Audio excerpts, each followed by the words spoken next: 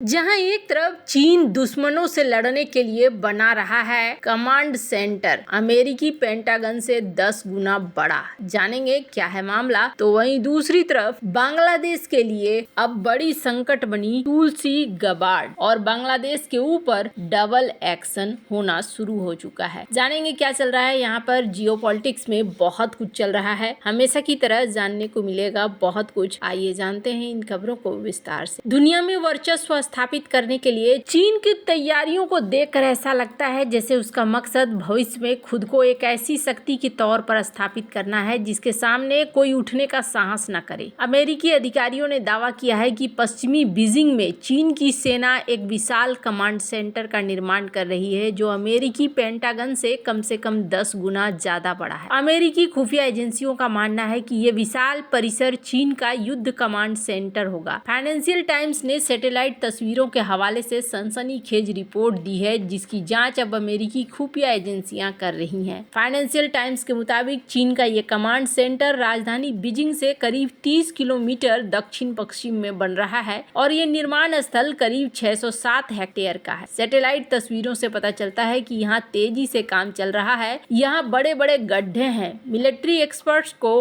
आकलन है कि इन गड्ढों को मजबूत बंकरों में तब्दील किया जाएगा ताकि युद्ध के समय बड़े चीनी नेताओं को सुरक्षित किया जा सके। माना जा रहा है कि परमाणु युद्ध के खतरों को देखते हुए इन बंकरों का निर्माण किया जा रहा है। अमेरिकी अधिकारियों का कहना है कि चीन के इस कमांड सेंटर पर खुफिया समुदाय की बारीकी सी नजर है। उनका कहना है कि ये दुनिया का सबसे बड़ा सैन्य कमांड सेंटर होगा जो अमेरिकी पेंटागन से कम 10 गुना ज्यादा बड़ा। फाइनेंशियल टाइम्स ने सैटेलाइट तस्वीरों के हवाले से जानकारी दी है कि पिछले साल से ही इस प्रोजेक्ट पर काम शुरू हो गया है। इस कमांड सेंटर से परिचित 3 अधिकारियों के अनुसार कुछ खुफिया विश्लेषकों ने इस प्रोजेक्ट को बीजिंग मिलिट्री सिटी का नाम दिया हुआ है। चीन ने ये मिलिट्री सेंटर उस वक्त बनाया है जब पीपुल्स लिबरेशन आर्मी अपनी स्थापना के 100 साल 2027 में पूरा करने जा रहा है। चीन इस दौरान नए विनाशक हथियार और सैन्य प्रोजेक्ट सामने ला रहा है। अमेरिकी खुफिया एजेंसियों का तो यहाँ तक मानना है कि राष्ट्रपति शी जिनपिंग ने पीएलए को साल 2027 तक ताइवान पर हमला करने की क्षमता विकसित करने का आदेश दिया है। अमेरिकी खुफिया एजेंसी सीआईए के चीन मामलों के पूर्व प्रमुख डेनिस वाइल्डर ने कहा है कि अगर पुष्टि हो जाती है तो कि चीन मिलिट्री कमांड सेंटर बना रहा है तो राष्ट्रपति शी जिनपिंग के समेत तमाम बड़े चीनी नेताओं और सैन्य नेतृत्व के लिए यह एक एडवांस भूमिगत बंकर के तौर पर काम करेगा। इसके अलावा इसमें एडवांस न्यूक्लियर युद्ध लड़ने की क्षमता होगी। फिलहाल अमेरिकी खुफिया एजेंसी सीआईए के डायरेक्टर ने चीनी कमांड सेंटर को लेकर कोई टिप्पणी नहीं की है, लेकिन वाशिंगटन स्थित चीनी दूतावास ने कहा उसे इसके बारे में कोई जानकारी नहीं है, लेकिन उसने इस बात पर जोर दिया कि चीन शांतिपूर्ण तरह से विकास के रास्ते पर चल रहा है और उसकी प्रकृति रक्षात्मक है। वहीं सैटेलाइट तस्वीरों का विश्लेषण करने वाले राष्ट्रीय भूस्थानिक खुफिया एजेंसी के पूर्व अधिकारियों का कहना है कि 5 वर्ग किलोमीटर क्षेत्र में भूमिगत बुनियादी ढांचे को बनाने के लिए कम से कम 100 क्रेनें काम कर रही हैं। जनवरी महीने में इस कमांड सेंटर के निर्माण के लिए काफी तेजी से काम चल रहे हैं, जबकि पिछले कई महीनों से चीन में कोई बड़ा रियल एस्टेट प्रोजेक्ट शुरू नहीं हुआ है। हालांकि निर्माण स्थल पर कोई सैन्य उपस्थिति नहीं थी, लेकिन ड्रोन उड़ाने और तस्वीरें लेने की सख्त मनाही है। मौके पर मौजूद गार्ड्स ने निर्माण स्थल के बारे में कुछ भी बात करने से मना कर दिया है। चीनी मामलों पर रिसर्च करने वाले एक शोधकर्ता ने एफटी के रिपोर्ट में कहा कि एक संवेदनशील सैन्य सुविधाओं को लेकर जितने भी लक्षण होने चाहिए वे सभी यहाँ मौजूद हैं। यहाँ पर भारी कंक्रीट और गहरी सुरक्षा का निर्माण किया जा रहा है। शोधकर्ताओं ने कहा कि यह साइट पेंटागन से 10 गुना ज्यादा बड़ा है, जो चीनी राष्ट्रपति शी जिनपिंग के अमेरिका से आगे निकलने के लक्ष्य के मुताबिक ही है। इस कमांड सेंटर को बनाने के लिए किंगलांगू क्षेत्र में हजारों घरों को गिरा दिया गया, जिसको लेकर चीनी सोशल मीडिया में चर्चा की जा रही है। एक यूजर ने चीनी सोशल मीडिया पर लिखा कि क्या वे चीनी पेंटागन का निर्माण कर रहे हैं। ताइवान के अधिकारियों ने भी पुष्टि की है कि पीएलए एक नया कमांड सेंटर बना रहा है। अब इससे आप अंदाजा लगा सकते हैं कि किस तरीके से चीजें चाइना के अंदर बदल रही है और ये अमेरिका को टेंशन दे रही है। पर यहाँ पर अमेरिका में भी तैयारियां शुरू हो चुकी हैं। यहाँ स्क्रीन पर एक वीडियो देखिए, तुलसी गबार्ड का ये वीडियो है जिसमें इन्होंने कहा कि लोग मुझे पुतिन का जिनपिंग का पपेट कहते थे, लेकिन ऐसा नहीं है और मैं अपने देश के लिए बहुत ही ज्यादा समर्पित हूँ। हालांकि आपको बता दूं, सिर्फ इतना ही नहीं, तुलसी गबार्ड एक ऐसे पोजीशन पे पहुंच रही है जो कि सबसे ज्यादा टेंशन अगर किसी को देने वाला है तो वो बांग्लादेश को भी देने वाला है। हालांकि तुलसी गबार्ड के जो भी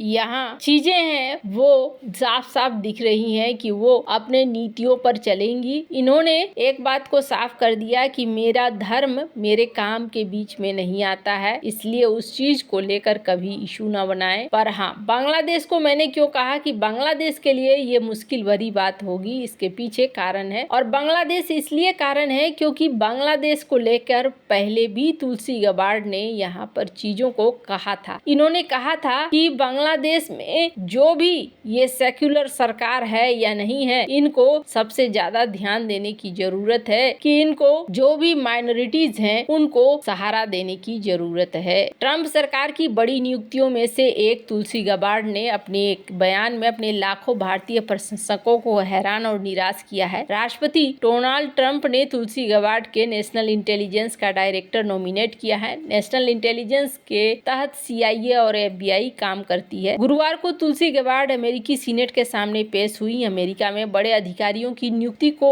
सीनेट से परमिशन लेना पड़ता है। राष्ट्रपति द्वारा नॉमिनेट किए गए अधिकारी सीनेट के सामने पेश होते हैं। इस दौरान सीनेट के सदस्य नियुक्त सदस्यों से कड़े और तीखे सवाल करते हैं। नॉमिनेट अधिकारी को अपने जवाब से सीनेट के सदस्यों को खुश करना पड़ता है। इसके बाद ही सीनेट इन नियुक्तियों पर मुहर लगाता है। ये चेक एंड बैलेंस का एक अनोखा सिस्टम है। तुलसी गबार्ड जब सीनेट के सामने पेश हुई तो उनसे डेमोक्रेट और रिपब्लिकन सांसदों ने तीखे सवाल पूछे। इस दौरान तुलसी गबार्ड ने कहा कि किसी विदेशी देश द्वारा अमेरिकी नागरिकों की हत्या का निर्देश देना एक गंभीर चिंता का विषय है, इसकी जांच होनी चाहिए। गबार्ड ने खालिस्तानी आतंकी हरदीप सिंह निज्जर की हत्या में कनाडा सरकार की ओर से भारत पर लगाए गए आरोपों से जुड़े सवाल भी पूछे गए। गौरतलब है कि 43 साल की हिंदू अमेरिकन तुलसी गबार्ड अमेरिकी राज्य हवाई में डेमोक्रेटिक कांग्रेस की पूर्व सदस्य हैं, जिन्होंने 2020 में अपनी पार्टी के राष्ट्रपति पद के लिए नामांकन के लिए दौड़ लगाई थी, लेकिन 2024 में पार्टी छोड़कर ट्रंप का समर्थन कर दिया था। तुलसी गबार्ड ने सीनेट के एक सदस्य ने पूछा कि अमेरिकी सरकार ने आरोप लगाया है कि भारत सरकार के एक अधिकारी ने 2023 के स्प्रिंग में न्यूयॉर्क शहर में एक सिख कार्यकर्ता जो अमेरिकी नागरिक है उनकी हत्या का निर्देश दिया। इस पर आप क्या करना चाहेंगे? सीनेट के सदस्यों ने सवाल को आगे बढ़ाते हुए इसके अलावा कनाडाई अधिकारियों ने भारत पर निज्जर का आरोप लगाया, तो यहाँ पर